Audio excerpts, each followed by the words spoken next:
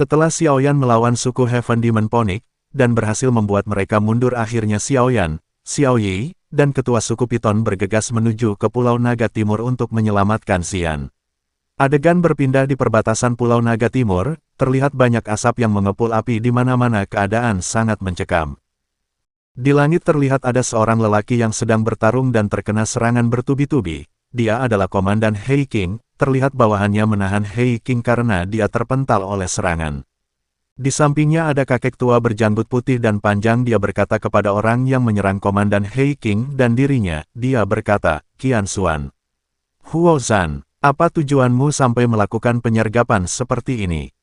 Di hadapan pria tua putih itu adalah Half Saint Pulau Naga Selatan, Huo Zhan, dan para pasukannya. Sepertinya ini adalah pertarungan antar para naga. Setelah mendengar apa yang orang tua katakan itu, dia menjawab, kau tidak perlu tahu, para Raja Naga dari 3 Pulau Naga besar menggabungkan pasukan untuk menghancurkan Pulau Naga Timur, jadi agar tidak menimbulkan masalah kita tidak diizinkan untuk kembali. Mendengar itu, orang tua itu pun kaget terkejut-kejut, yaelah bang, laju kali bang, tak sempat mau ucap 2 kali syahadat. Apakah kalian menipu kita dengan informasi palsu agar meninggalkan Pulau Naga Timur? Mungkinkah Kaisar Naga, dia tak sempat menyelesaikan perkataan orang itu? Lelaki hitam berambut seperti landak itu memerintahkan pasukannya untuk segera menyerang. Dia berkata, tidak ada gunanya berbicara dengan sekumpulan orang mati. Serang, bunuh semuanya. Dia adalah Half Saint dari Pulau Naga Selatan, Qian Xuan. Kemudian orang tua berjanggut putih itu merasa sangat marah. Dia mengeluarkan kekuatannya dan berteriak, dasar pengkhianat. Seketika dia berubah menjadi naga ungu yang sangat garang. Matanya mengeluarkan cahaya merah, tapi dia bukan Shenlong Naga Dragon Ball ya adik-adik. Kemudian Qian Xuan pun juga mengeluarkan kekuatannya, terdapat cahaya biru di tubuhnya. Mungkinkah dia kadal biru? Yap, benar saja, dia berubah menjadi naga biru. Kalau Mimin sukanya yang merah sama yang Tobrut, pertempuran antar 2 naga pun terjadi. Siapakah yang akan menang? Simak terus video ini sampai selesai, jangan di skip, cukup skip iklannya saja ya adik-adik. Si kadal biru pun berkata, Zuli, kita sama-sama memiliki kekuatan yang setara, bagaimana caramu melawanku di saat kamu terluka? Ternyata orang tua janggut putih itu namanya Zuli ya adik-adik. Di sisi lain Huo Zhan berkata kepada Komandan Hei King, hari ini, kita membawa seluruh pasukan 3 Pulau Naga, Kaisar Naga palsu akan mati. Berpikir bijaklah, bergabunglah dengan kami dan kau tidak akan menderita karena kejahatanmu. Beraninya si Huo Zhan keroyokan, ucap bocil drag sistem ML. Hei King tidak memperdulikan perkataan Huo Zhan dan menganggapnya sebagai omong kosong. Dia terus menyerang pasukan musuh terus-menerus, dan dia berkata, kau bisa merasakan darah dari Kaisar Naga, tapi demi kekuatan dan status, kau berlagak bodoh dan melanggar aturan. Huo Zhan membenarkan perkataan Hei King, kau benar, memang darah gadis kecil itu memang sah. Jadi kenapa? Kekuatan, status, sumber daya, bisakah dia memberikanku itu? Pada intinya, kau punya duit, kau punya kuasa, kau punya duit banyak, bisa kencan sama Jisoo. Duit adalah puncak rantai makanan di negara Konoha ini. Mendengar perkataan dari Huo Zhan, Hei King langsung menyerang menuju Huo Zhan dan melancarkan tinjunya dan berkata, tidak peduli kau mengoceh apa, pada dasarnya kau adalah seorang pengkhianat. Tinju itu berubah menjadi naga hitam dengan cepat melesat ke arah Huo Zhan. Akan tetapi Huo Zhan terlihat sangat tenang. Dia berkata, melanggar aturan. Itu tidak bisa dibandingkan dengan keuntungan yang aku dapat. Huo Zhan menangkis serangan dari Hei King dan terlihat Hei King terkena pukulan tepat di dadanya.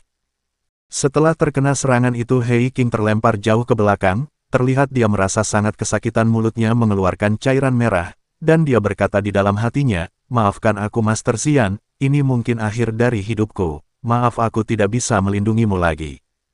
Setelah Hei King terlempar, ternyata Huo Zhan sudah berada di belakang Hei King. Dia langsung mencengkram kepala Hei King dengan satu tangan dan berkata, pria yang kuat, tapi sayang kau berada di pihak yang salah. Melihat Hei King ditangkap oleh Huo Zhan, Ketua Zuli pun memalingkan pandangannya menuju Hei King di saat dia sedang bertarung melawan Qian Xuan. Dia berkata kepada Huo Zhan, Kaisar Naga tidak akan mengampunimu jika kau berani membunuh Hei King. Qian Xuan di belakangnya pun ikut berkata, hah. Kaisar Naga, itu hanya jika dia mampu bertahan melawan 3 gabungan dari Raja Naga. Huo Zhan tidak memperdulikan perkataan Zuli, dia berkata, jangan khawatir, akan ada banyak orang yang akan menusul kematianmu, termasuk Kaisar Nagamu. Dia terus mencengkram kepala Hei King menjadi semakin kuat hingga Hei King terlihat mengeluarkan cairan merah di seluruh wajahnya. Kemenangan milik 3 Raja Naga. Sebentar lagi seluruh Pulau Naga Timur akan ke neraka bersamamu. Ucap Huozan sambil terus mencengkram kepala Hei King. Semakin lama semakin kuat cengkraman itu hingga Hei King terus-menerus mengeluarkan cairan merah pada kepalanya. Huozan berniat ingin membunuh Hei King di hadapan para pasukan Naga Timur. Tetapi Hei King tidak memohon ampun, malah dia berniat ingin meledakkan diri. Bahkan jika aku mati aku akan menyeret kalian bersamaku. Sadar apa yang akan diperbuat oleh Hei King. Huizan pun tidak tinggal diam, dia menambah kekuatan cengkramannya dan berkata, "Mau meledakkan diri, aku ingin lihat apakah kau bisa melakukannya sebelum aku membunuhmu." Hei King terlihat sangat kesakitan, dia berpikir inilah ajalnya, dia hanya bisa pasrah dengan keadaan ini. Akan tetapi tiba-tiba Xiaoyan datang dan langsung menggrepek kepala Huozan. Seketika Huozan almarhum di tempat. Setelah membunuh Hei King, Xiaoyan membalikan wajahnya dan berkata dengan kerennya, "Sampah seperti dia tidak layak untuk nyawamu, saudara Hei King." Sontak Hei King pun kaget karena tiba-tiba Xiaoyan berada di sini. Dia bertanya kepada Xiaoyan, "Xiaoyan, apa yang kamu lakukan di sini?" Xiaoyan pun menjawab sambil mengeluarkan pil penyembuh untuk dirinya, "Zian dalam masalah. Aku tidak bisa diam saja dan tidak melakukan apa-apakan. Saudara Hei King, sembuhkan dulu lukamu, aku akan membantu Ketua Zuli." Xiaoyan pun bergegas menuju Ketua Zuli untuk membantunya, akan tetapi Hei King melarangnya. "Tunggu dulu, jangan gegabah Xiaoyan, dengan kekuatanmu yang sekarang bahkan jika kau membunuh Huozan dengan serangan kejutan, kau masih bukan tandingan Qian Xuan." Di tempat Zuli yang sedang bertarung, dia melihat bahwa Xiaoyan datang dan ingin membantunya. Ketua Zuli melarangnya, dan berkata, "Xiaoyan, urus mereka dahulu, bantu Kaisar Naga, serahkan ini padaku." Melihat Ketua Zuli memalingkan pandangannya di saat sedang bertarung dengannya, Qian Xuan pun merasa diremehkan. "Beraninya kau memalingkan pandanganmu, aku bukan orang yang tidak berguna seperti Huozan bodoh itu." Kemudian Qian Xuan melancarkan serangannya berbentuk seperti ekor kalajengking berniat ingin menusuk Ketua Zuli, akan tetapi di tengah serangan itu, tiba-tiba Xiaoyan sudah ada di depannya. Dia menangkap serangan itu dan menghancurkannya. Melihat serangannya yang dipatahkan oleh Xiaoyan dengan mudah, Hei King pun terkejut. Dia berkata, "Bagaimana mungkin, masih sangat muda tetapi dia sudah mencapai dosein." Melihat Xiaoyan yang begitu kuat, Hei King sangat kagum padanya. Dia berkata, "Xiaoyan, sungguh mengejutkan, dia sudah menerobos ke dosein, memang layak menjadi tokoh utama." Akan tetapi Qian Xuan tiba-tiba melancarkan serangannya lagi. Dia mengeluarkan serangan Anger Dragon Tornado. Serangan itu seperti pusaran angin yang sangat besar. Seketika Xiaoyan terkejut, dia merasa ada yang tidak beres dengan serangan ini. Yap, benar saja, Qian Xuan berniat ingin kabur. Ketua Zuli berteriak dia ingin kabur, cepat jegat dia. Dalam hati Qian Xuan berkata, "Aku harus kabur, hari ini tidak ada kesempatan untuk menang. Aku harus kembali dan melaporkan hal ini kepada Raja Naga." Di situ Xiaoyan terlihat sangat kecewa. Dia berkata, "Kukira ini akan menjadi pertarungan besar, tapi mereka semua kabur." Di samping Xiaoyan ada Ketua Zuli. Dia berkata, "Kita tidak bisa membiarkannya kabur, kita harus menghentikannya." Di saat Qian Xuan kabur, terlihat dia dihadang oleh Ketua Yao Ming dan pasukannya. Sontak Qian Xuan kaget dan merasa senang dengan kehadiran mereka. Qian Xuan mengira mereka adalah sekutunya, akan tetapi kenyataan lebih pahit. "Wahai anak muda," Qian Xuan pun berkata sambil tertawa, "Kau datang tepat waktu. Apakah kau menerima pesan dari aliansi untuk membantu 3 Raja Naga?" Di situ Qian Xuan belum tahu kenyataannya. Terlihat Ketua Zuli sangat kecewa karena bala bantuan dari Qian Xuan telah datang, akan tetapi Xiaoyan di belakangnya hanya tersenyum. Ketua Yao Ming pun tanpa basa-basi langsung mengurung Qian Xuan dengan kekuatannya. Kekuatan itu seperti pasir emas yang melilit tubuh Qian Xuan. Seketika itu juga Qian Xuan menyadari bahwa kenyataan itu sangat pahit. Beginilah nasib bagi para tokoh pendukung. Tetapi Qian Xuan, kau tidak boleh kecewa karena tanpa tokoh pendukung cerita ini tidak akan berjalan. Berbanggalah pada dirimu sendiri, walaupun sekecil apapun itu. Kemudian Ketua Yao Ming pun berkata, "Kenyataan itu memang pahit ya anak muda. Orang yang setuju untuk membantu 3 Raja Naga adalah saudaraku yang bodoh. Dia sudah dilengsarkan dari statusnya dan sudah almarhum." Setelah mengurung Qian Xuan, Ketua Yao Ming pun bergegas menuju ke arah Ketua Zuli dan Hei King. Dia berkata, "Aku adalah kepala suku dari suku 9 Piton. Yao Ming. Aku diundang saudara Xiaoyan, aku membawa sukuku untuk membantu Pulau Naga Timur. Mendengar itu He Qing pun terkejut dan bertanya kepada Xiaoyan. Kepala suku dari suku Piton yang bermartabat memanggilmu saudara. Kau, apa yang sudah terjadi? Xiaoyan hanya tersenyum dan tidak membalas pertanyaan He Qing. Kemudian Ketua Zuli pun menangkupkan tinjunya dan berterima kasih kepada Ketua Yao Ming karena sudah mau membantu suku Naga Timur. Beralih ke Xiaoyan, di situ terlihat Xiaoyan sedang menghajar Qian Xuan, dia bertanya. Beritahu aku, bagaimana situasi sekarang di Pulau Naga Timur? Awal mula Qian Xuan tidak mau menjawab akan tetapi karena dihajar terus-menerus oleh Xiaoyan akhirnya pun dia buka mulut. Kau sudah terlambat bagimu jika ingin melakukan sesuatu. Gadis kecil itu sudah dikepung oleh 3 Raja Naga, sekarang dia mungkin sudah mati. Qian Xuan berkata sambil tertawa puas. Xiaoyan menjadi sangat kesal di hatinya hanya ada pikiran bagaimana keadaan Xian saat ini.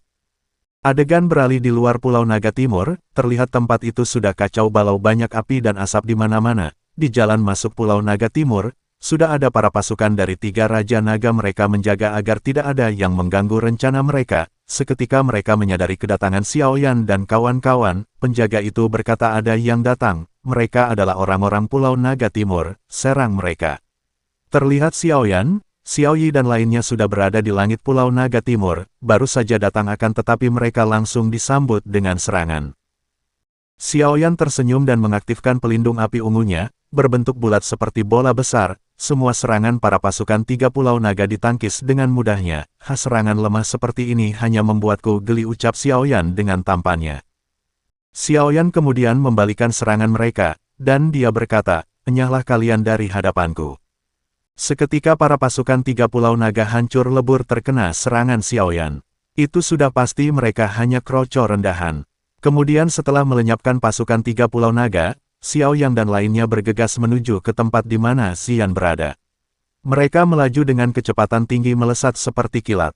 Akan tetapi, sesampainya di mana Xian berada mereka sudah terlambat. Tempat itu sudah hancur lebur terbakar. Tidak ada satupun bangunan yang tersisa. Terlihat Ketua Zuli dan He Qing sangat kesal karena mereka terlambat menyelamatkan Xian. He Qing mencoba mencari Xian di puing-puing bangunan yang sudah terbakar. Ekspresi wajahnya menunjukkan rasa kesedihan yang sangat mendalam. Terlihat Xiaoyan dan Xiaoyi terus mencari di mana Xian berada, mereka terus memanggil-manggil nama Xian. Dengan ekspresi wajah yang begitu panik.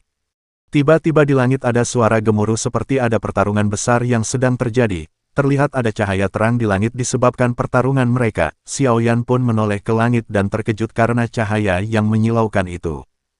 He Qing dan Xiaoyi pun berteriak. Lihat di atas, aku bisa merasakan aura Dodi yang sangat kuat. Xian, dia pasti di sana. Lihat di sana tuan muda, itu Xian sedang bertarung. Yap, benar saja itu adalah Xian, mereka belum terlambat. Terlihat Xian sudah memakai sirah naganya dan memegang tombak.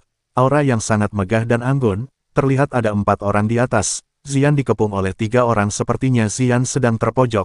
Salah satu 3 orang itu berkata, setelah pertarungan ini, Pulau Naga Timur akan lenyap. Saudari Xian, kenapa kau masih keras kepala dan melawan kita? Terlihat Xian berkata, teruslah bermimpi, selama aku di sini kau tidak akan bisa merebut suku Void Dragon. Dasar kakek-kakek tua, beraninya mereka mengkroyok Xian yang imut itu. Tolong kasih paham mereka Mamang Xiaoyan, berantas mereka semua. 3 orang itu yang berambut putih adalah Raja Naga Barat tingkat akhir Dosein bintang 3. Yang di tengah Raja Naga Utara tingkat akhir Dosein bintang 3, dan yang terakhir yang botak adalah Raja Naga Selatan tingkat akhir Dosein bintang 3. Raja Naga Barat berkata, setelah pertarungan ini selesai Pulau Naga Timur akan musnah. Saudari Xian, kenapa kau masih keras kepala dan melawan kita? Ucap Raja Naga Utara dengan wajah yang tersenyum. Si omong botak itu pun juga berkata, menyerah dan patuhlah kepada kami. Mendengar ocehan dari orang tua itu, Xian dengan tegasnya berkata, teruslah bermimpi. Xian mengeluarkan aura naga emasnya berniat ingin menyerang mereka bertiga. Demi memuaskan rasa egoismu, kau bahkan memecah belah suku Void Dragon dan melenyapkan rakyatmu sendiri. Jangan bermimpi aku akan patuh kepada kalian. Bahkan sampai titik darah penghabisan, aku Xian, tidak akan membiarkan kalian menyentuh tanta kekaisaran naga.